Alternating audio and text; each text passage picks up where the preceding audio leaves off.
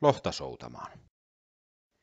Jo perinteiseksi muodostunut reissu suuntasi Pelloon, Naamijoen suulle, Naamisuvantoon.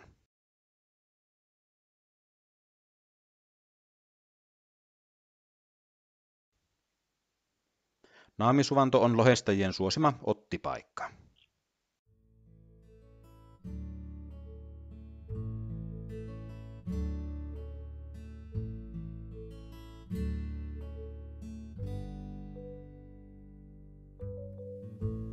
Matkaan lähdettiin 6 hengen kaveriporukalla ja 3 veneellä. Ja kokonainen viikko aikaa. Lohikesä 2016 oli kaikkien tilastojen ja ennusteiden pohjalta ennätyksellinen. Ja lohilaskurit alkoivatkin antaa hurjia tuloksia jo kesäkuun alussa. Tarkemmin tilastoja ja tutkimuksia pääsee tutkimaan Luken nettisivuilta, Tornion ja Simojoen lohenseurantasivustoilta.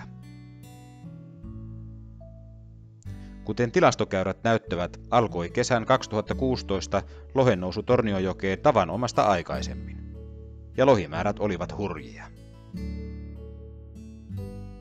Tornionjoella viikkorauhoitus alkaa sunnuntaina kello 19 ja päättyy maanantaina kello 19. Ja nyt meillä on vielä aikaa viritellä varusteita ja veneitä.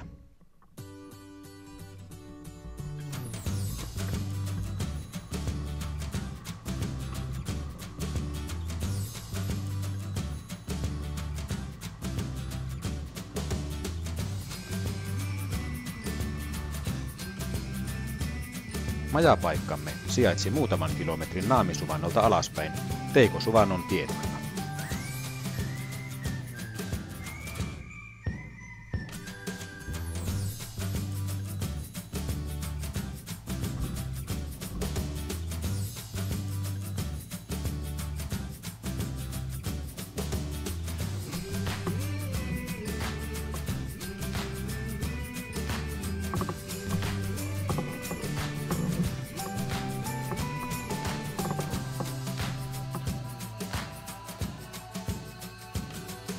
Ja päivittäin ajoimme kovasti virtaavaa jokea ylös Naamisuvantoon.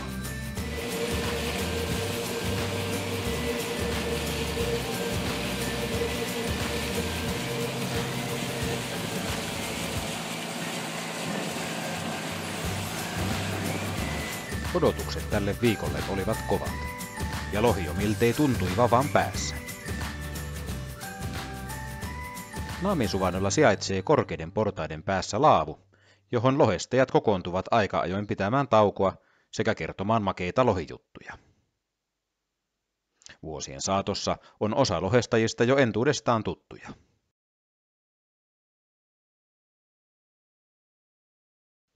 Yötön yö on Tornionjoella todella kaunis.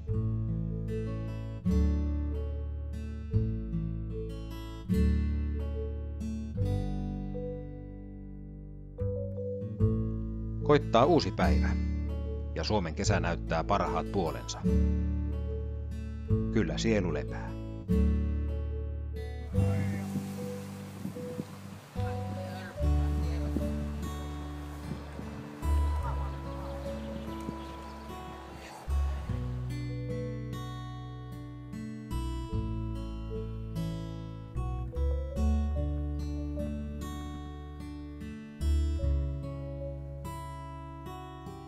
Ja käytössämme on 3 venettä. 1 oma ja 2 vuokravenettä.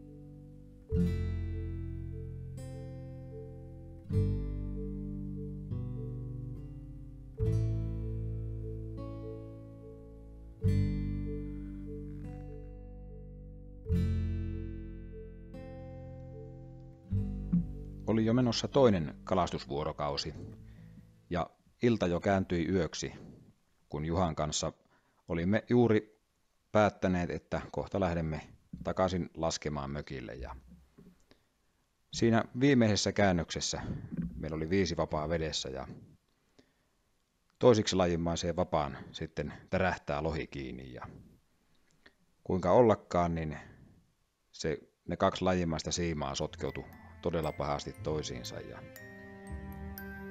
sitten loppu onkin jo historiaa. Kaikki muut vavat otettiin ylös ja sen jälkeen yritettiin Juhan kanssa selvittää sotkua ja saada solmuja auki, mutta loppujen lopuksi ajauduttiin sitten siihen tilanteeseen, että yritettiin saada käsipelillä lohi otettua veneeseen.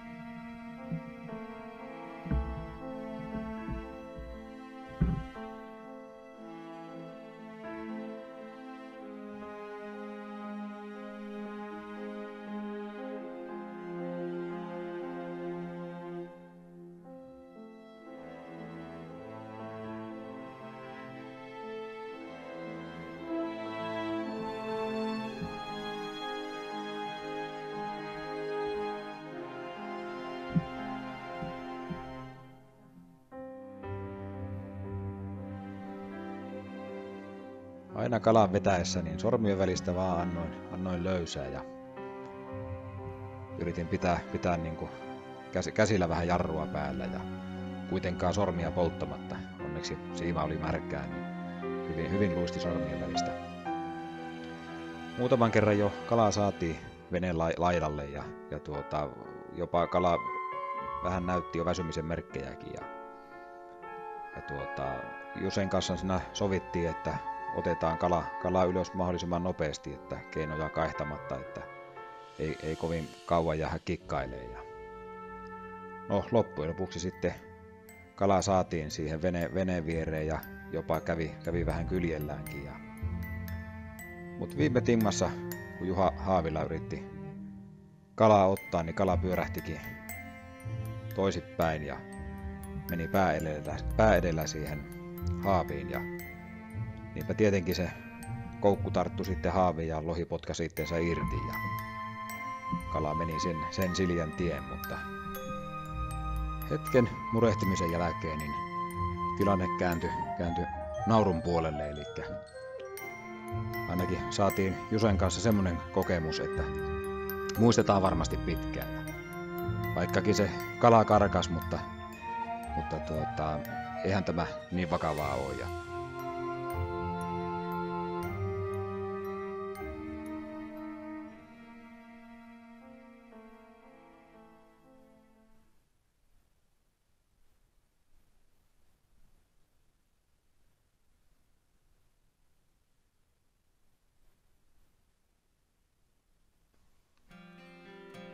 Kolmas kalastuspäivä alkaa todella kaunissa aurinkoisessa säässä.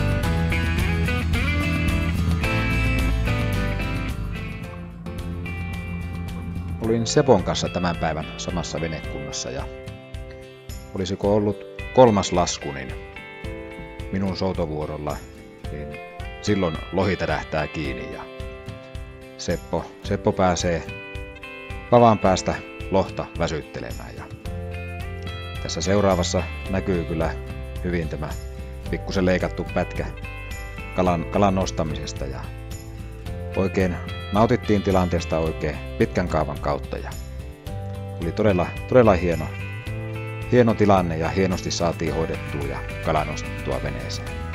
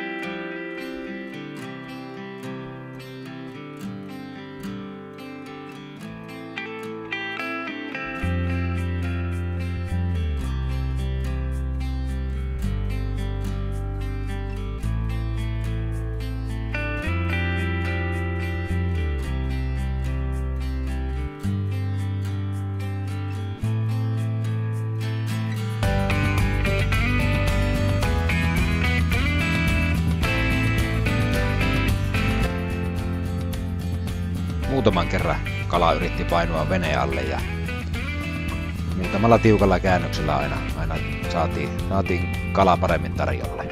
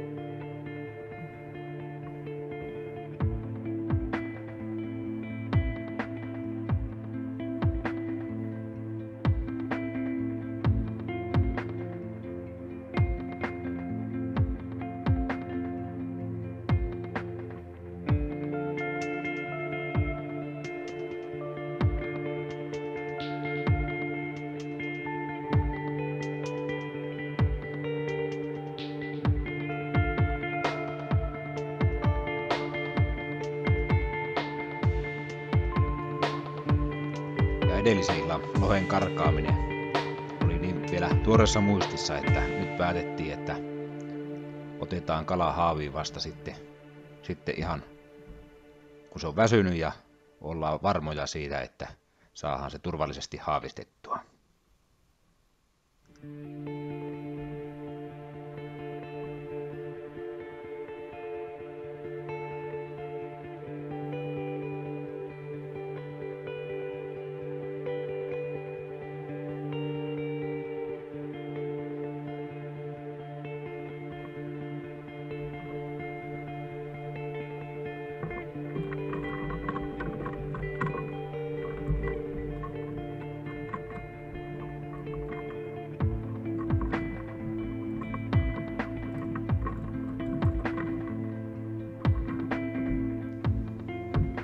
Hieno tunne kyllä. Nyt saatiin lohikausi korkattua ja ensimmäinen kala veneeseen.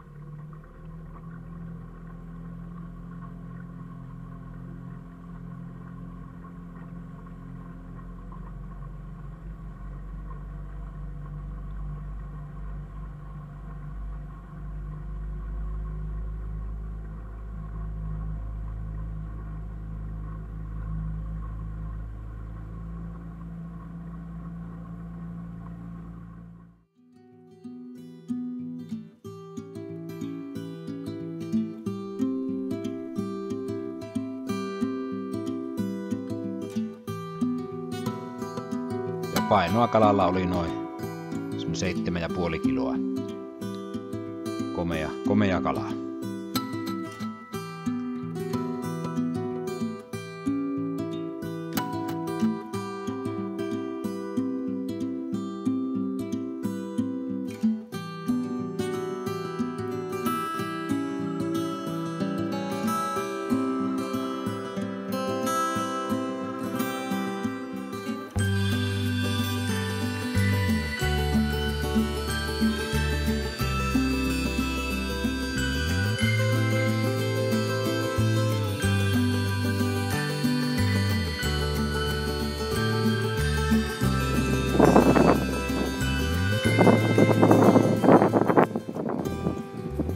Kesäkuun loppua kun elettiin ja lämpöä oli varmaan joku 23 astetta ja pianhan sitten piti kala lähteä jatkokäsitteleen ja fileerataan ja osa suolaan ja osasta tehtiin sitten myöhemmin viikolla lohikeittoja. Et päästiin heti tuoreen kalan makuun sitten seuraavana päivänä.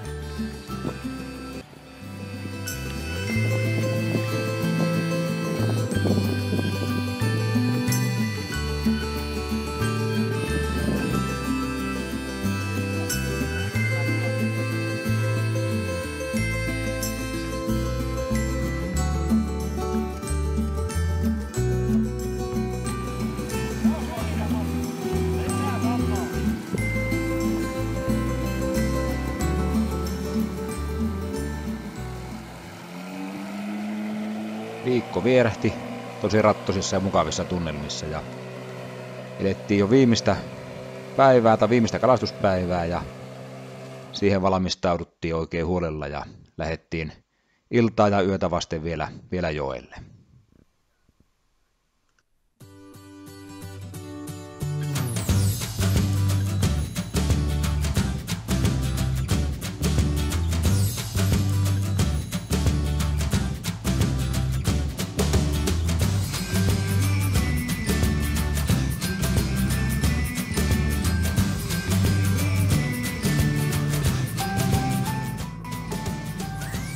Kuinka ollakaan siinä alkuillasta Sampolla ja Juhalla otti lohi kiinni ja me muut sitten väistettiin vähän alta pois ja päästettiin pojat väsyttämään ja sivusta sitä seurattiin ja jännättiin, että kuinka poikain käy. Ja hetkeä myöhemmin rupesi veneestä näkymään ylävitosia ja siitä päätteltiin, että kyllä nyt lohi on veneessä ja ajettiin Naamisuvannon laavulle oottelemaan poikia, että päästään ihailemaan, että minkälaisen lohen ne sai nostettua.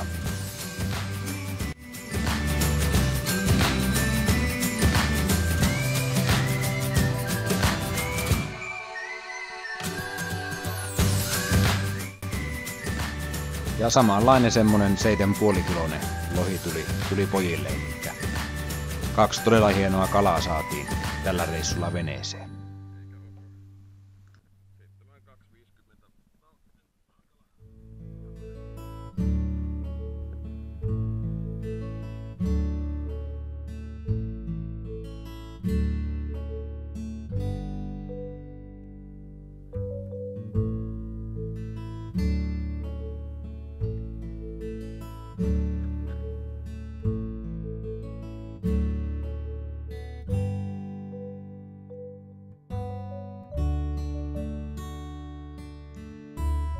Tornionjoella saadut kalat pellon alueelta tilastoidaan, eli pystytään havainnoimaan ja näkemään, että kuinka paljon ja minkä kokoista kalaa minäkin ajanjaksona on saatu. Ja osoitteesta www.naamisuvanto.net. Ja Uusitalon Petriltä voi tiedustella muitakin palveluja.